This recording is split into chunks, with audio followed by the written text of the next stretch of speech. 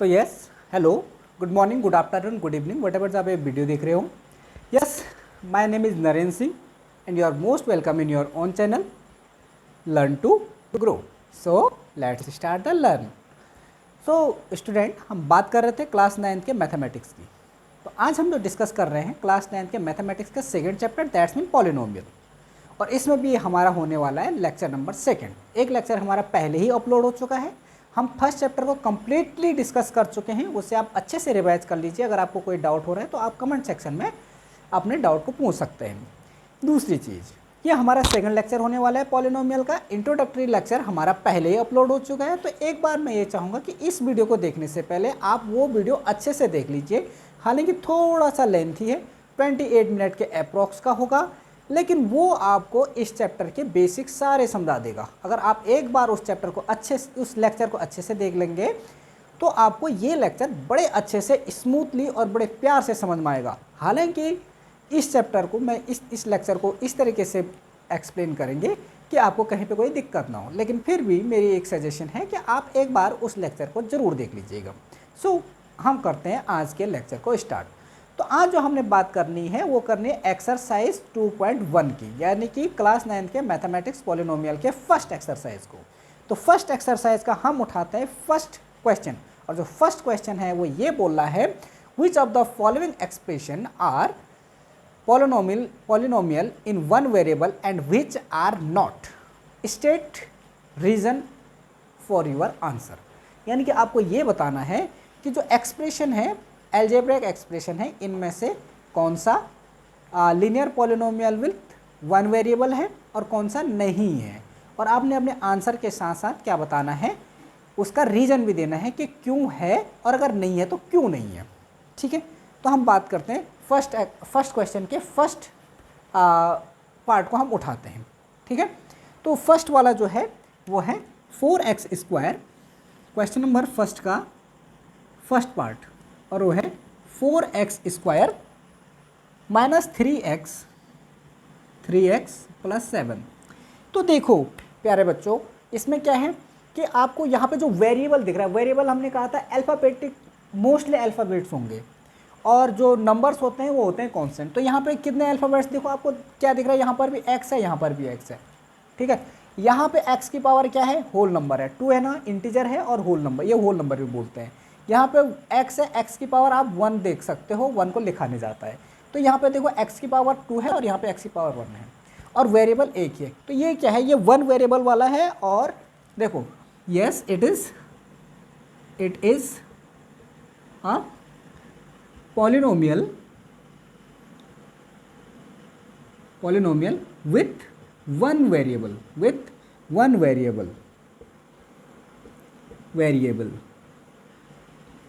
because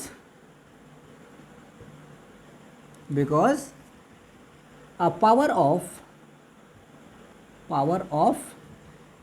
x, यानी कि variable, यहाँ पे पावर क्या है, सॉरी वेरिएबल क्या है, x है, is in each term is a whole number। बात क्लियर है। तो हर बार मैं पूरा का पूरा लैंग्वेज नहीं लिखाऊंगा, आपको समझ में आ जाने चाहिए करके होल नंबर है। अब जहाँ पे नहीं होगा वो मैं वहाँ का लैंग्वेज बता दूंगा। देखो यहाँ पे x की पावर मैं 0 रख सकता हूँ, क्यों? अगर मैंने आपको लॉज ऑफ एक्सपोनेंट, इससे पहले वाला लेक्चर अपलोड हुआ है, एक बार उसे देख लेना। देखो वहाँ पे क्या है, मैंने आपको बताया था कि अगर किसी भी की पावर अगर 0 होती है तो उसकी वैल्यू होती है 1। तो 7 है तो यहाँ पे 7 इंटू हो जाएगा, तो ये अभी भी 7 ही रहेगा, कोई दिक्कत नहीं है। ठीक है, तो ये होल नंबर है। यहाँ पे x की पावर, यहाँ पर भी होल नंबर है, यहाँ पर 1 भी होल नंबर होता है, x की पावर 2 है तो 2 भी होल नंबर है। तो यानी कि ये सारे के सारे क्या हैं, होल नंबर्स हैं।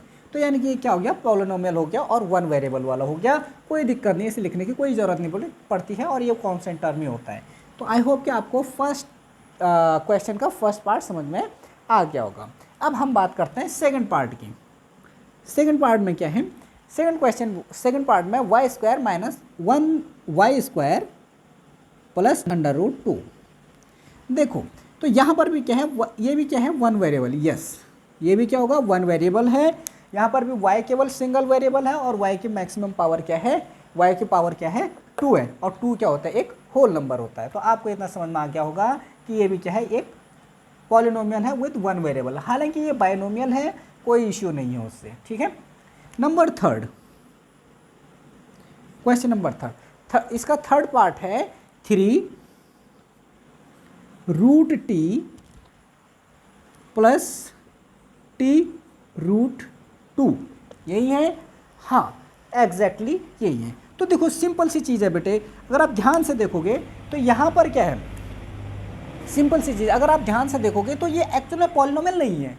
पॉलिनोमियल क्यों नहीं है, क्योंकि हर टर्म में जो वेरिएबल है, वेरिएबल क्या है, टी है। यहाँ पे आप सिंपल देखते रहो कि करके टी क्या है, वन वेरिएबल है, यहाँ पर भी टी है, यहाँ पर भी टी है, तो वन वेरिएबल तो है, लेकिन एक्चुअल में ये पॉलिनोमियल है ही नहीं। पॉलिनोमियल क्यों नहीं है, क्योंकि यहाँ पर अगर आप ध्यान से देखोगे तो रूट टी है, तो रूट टी का मतलब होता है, मैंने आपको एक चीज़ बताया था कि जब भी रूट टी का मतलब, रूट का मतलब होता है इसकी पावर 1/2, तो टी की पावर 1/2, तो यहाँ पे टी की पावर क्या है, 1/2 है, और 1/2 क्या है, होल नंबर नहीं है, तो होल नंबर का होना जरूरी है पावर का। तो यहाँ पे क्या बोलोगे, no the given expression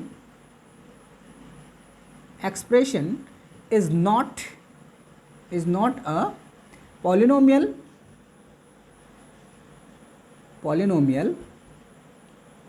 because power of यानी एक्सपोनेंट ऑफ या डिग्री ऑफ वेरिएबल, या हाँ वेरिएबल यानी कि t is not a whole number in every term. तो अब आपको समझ में आ गया होगा कि करके ये पॉलिनोमियल नहीं है, क्योंकि यहाँ पे t की पावर क्या नहीं है, होल नंबर नहीं है। यहाँ पे t की पावर है 1/2, यहाँ पे होल नंबर जरूर है t की पावर, यहाँ पे t की पावर 1 है, लेकिन यहाँ पे नहीं है ना, तो यानी कि ये पॉलिनोमियल नहीं है। नेक्स्ट वाला पार्ट क्या है, y, फोर्थ वाला पार्ट है y is equal to 2/y plus 2/y, I think यही है, हाँ एग्जैक्टली यही है। तो देखो ये भी पॉलिनोमियल नहीं है, क्यों नहीं है, यहाँ पे y की पावर 1 है, लेकिन अगर आप ये देखो 1/y है जो 2/y है, या फिर 1/y को ले लीजिए, 1/y को क्या लिख सकते हैं हम, y की पावर -1 लिख सकते हैं, क्योंकि जब डिनोमिनेटर से न्यूमरेटर में कोई चीज़ आता है तो पावर के साइन चेंज हो जाता है। तो ऐसे अगर आप बात करोगे तो 2/y की वैल्यू क्या हो जाएगी, 2 × y की पावर -1, तो -1 तो होल नंबर नहीं है ना, आ रही बात समझ में, तो यानी कि ये होल नंबर नहीं है। तो अगर यहाँ पर भी क्या है, y की पावर क्या है, होल नंबर नहीं है, तो इसलिए ये क्या नहीं है, पॉलिनोमियल नहीं है। तो याद रखना ये भी क्या है, नहीं है, ये भी पॉलिनोमियल नहीं है। Reason the same thing will be यहाँ पे आ जाएगा, ठीक है। नेक्स्ट वाला क्या है, हाँ नंबर फिफ्थ वाला देखिए, ये है x की power 10 plus y⁻³ plus t⁻50। तो देखो सिंपल सी चीज़ है कि हमें पावर से मतलब नहीं है। यहाँ पे देखो, अगर आप देखोगे तो वेरिएबल की पावर हर कहीं पे होल नंबर तो है, लेकिन क्या है इसमें क्या नहीं है, ये वन वेरिएबल नहीं है। यहाँ पे 3 वेरिएबल आ गए, x भी वेरिएबल है, y भी वेरिएबल है, t भी वेरिएबल है, तो ये 3 वेरिएबल वाला पॉलिनोमियल है, लेकिन ये क्या नहीं है, वन वेरिएबल वाला नहीं है। उसने सिंपली बोल रखा है कि करके बताना है कि करके वन वेरिएबल वाला है, तो ये वन वेरिएबल वाला तो नहीं है, तो सिंपली क्या बोलोगे, no it is not a polynomial of one variable, या it is not a polynomial in one variable, because in this polynomial containing 3 variables. तो आई होप कि आपको फर्स्ट क्वेश्चन समझ में आ गया होगा। तो एक बार जल्दी से इसे वीडियो को पॉज करके जल्दी से नोट डाउन कर लीजिए, या फिर स्क्रीनशॉट ले लीजिए। हम बढ़ते हैं आगे।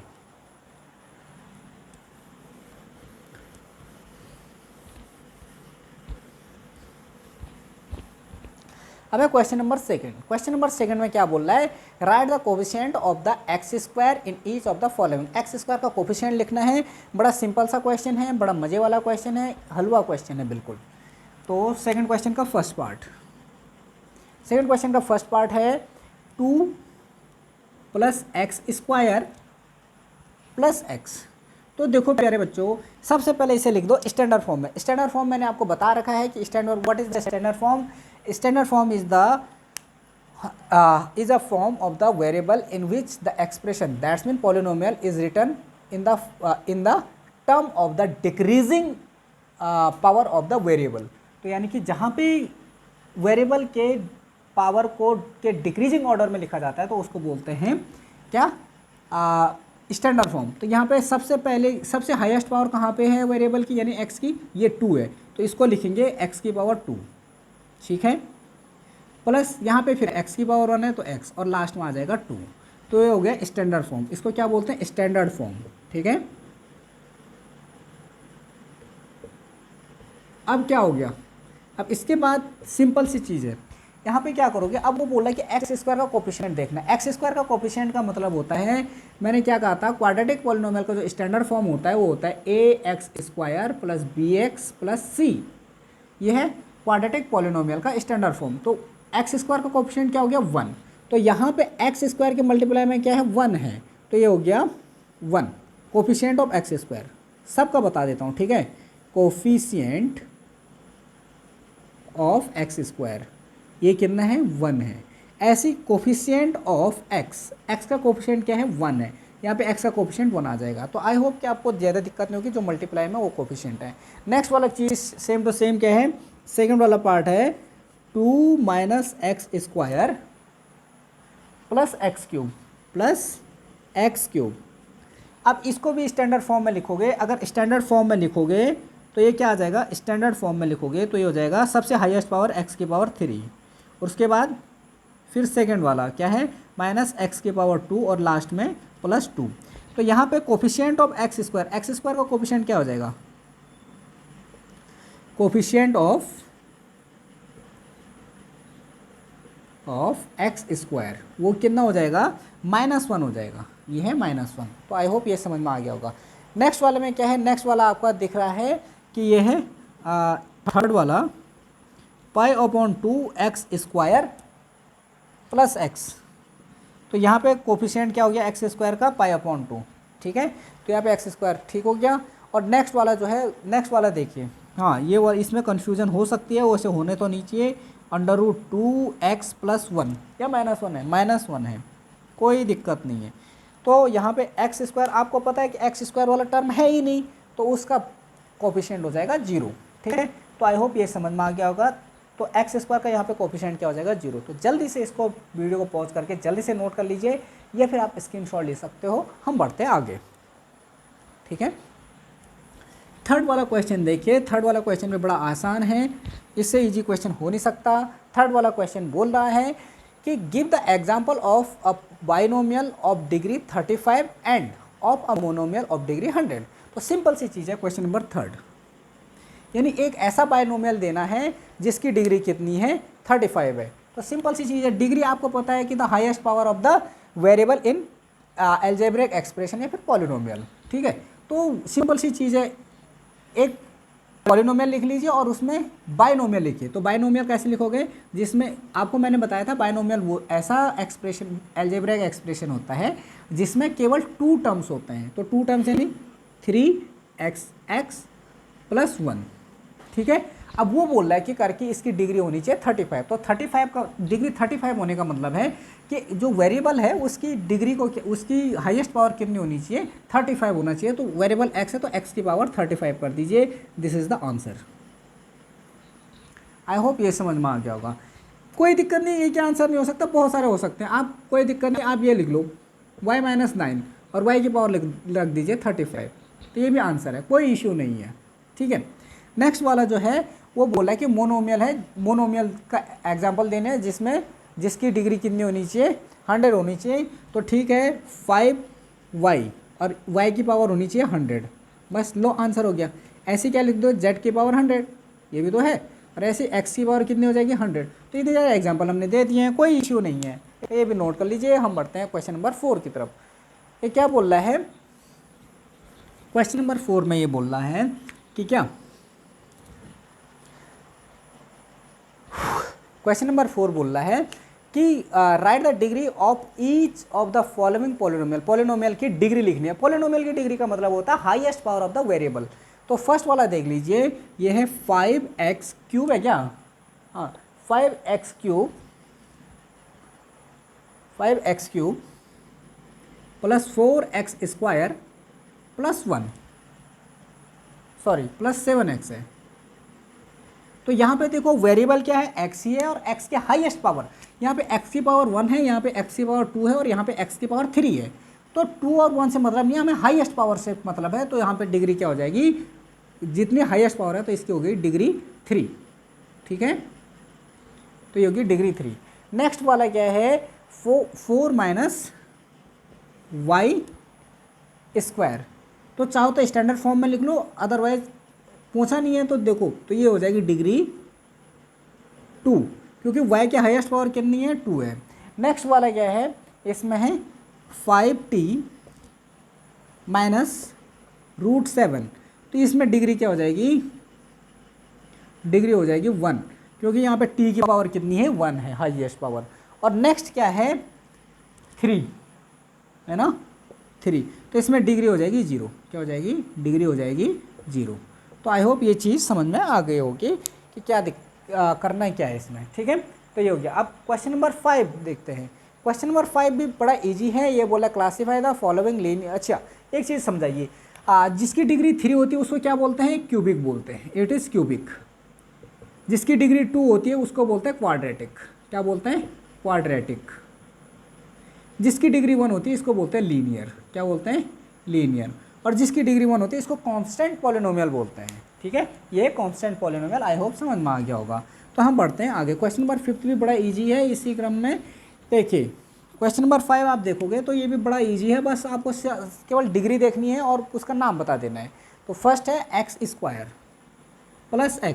तो ये क्या है, क्वाड्रेटिक, क्योंकि डिग्री कितनी होगी, 2 होगी। Highest power degree, highest power क्या है, x की 2 है, यहाँ पे x की पावर 1 है। तो ये है क्वाड्रेटिक, क्वाड्रेटिक, ठीक है। दूसरा वाला है x माइनस x³। तो ये क्या हो जाएगा, क्यूबिक हो जाएगा, ठीक है। ये हो जाएगा क्यूबिक, क्योंकि x के हाईएस्ट पावर 3 है, यहाँ पे 1 है। अगला वाला है y प्लस y² प्लस 4, है ना। तो यहाँ पे y के हाईएस्ट पावर कितनी है, 2 है, यहाँ पे 1 है। तो ये हो जाएगा क्वाड्रेटिक, क्वाड्रेटिक, है ना। नेक्स्ट क्या है, नेक्स्ट है 1 प्लस x, 1 प्लस x। तो ये हो जाएगा लीनियर।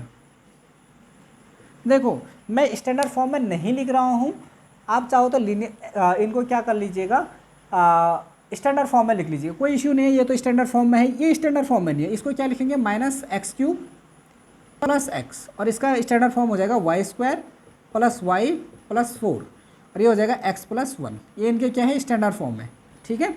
लेकिन आंसर वही है, कोई दिक्कत नहीं है। नेक्स्ट है 3t, 3t। अब इसका स्टैंडर्ड फॉर्म तो कुछ है नहीं, ये खुद ही है, तो ये भी लीनियर ही है, ठीक है। हालांकि मोनोमियल है, वो बात और है। नेक्स्ट वाला क्या है, r²। तो देखो r वेरिएबल है और इसकी पावर कितनी है, 2। तो ये हो जाएगा क्वाड्रेटिक, ठीक है, क्वाड्रेटिक।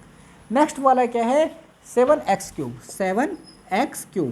तो ये है क्यूबिक। तो आई होप कि ये आपको समझ में आ गया होगा। तो ये हो गया आपका फर्स्ट एक्सरसाइज कंप्लीट। तो जल्दी से इसे वीडियो को पॉज करके नोट कर लीजिए, और या फिर आप स्क्रीनशॉट ले सकते हो। तो आई होप कि आपको फर्स्ट एक्सरसाइज अच्छे से समझ में आ गया होगा। तो ये था आपका class 9 mathematics chapter number 2 polynomial का एक्सरसाइज फर्स्ट, यानी 2.1। तो आई होप कि आपको ये पूरा का पूरा लेक्चर समझ में आया होगा और पूरी की पूरी एक्सरसाइज अच्छे से समझ में आई होगी। और अब हम उम्मीद करते हैं कि आप इस पूरे के पूरे एक्सरसाइज को अच्छे से सॉल्व कर सकते हो। सो अगर आपको ये वीडियो हेल्पफुल लगी और आपको अच्छा लगा पढ़ के, तो then like the video, share the video and subscribe the channel. और इस वीडियो को अपने अदर क्लासमेट्स के साथ शेयर करना मत भूलिएगा, ताकि हमारा क्या होगा, दूसरों तक भी पहुंचता रहेगा ये वीडियो, ठीक है। और लाइक करना मत भूलिएगा वीडियो को, क्योंकि आपके लाइक से हमें क्या देते हैं, मोटिवेशन देते हैं, ताकि हम क्या कर, ताकि हमें ये पता चलता है कि हम जो काम कर रहे हैं वो कितना बेहतर बन पा रहा है, ठीक है। तो ठीक है, इसी के साथ ही आपसे लेते हैं विदा। मिलते हैं नेक्स्ट लेक्चर में, नेक्स्ट वीडियो में नए इंटरेस्टिंग फैक्ट्स के साथ। तब तक के लिए tata, bye bye, take care of you, जय माता दी।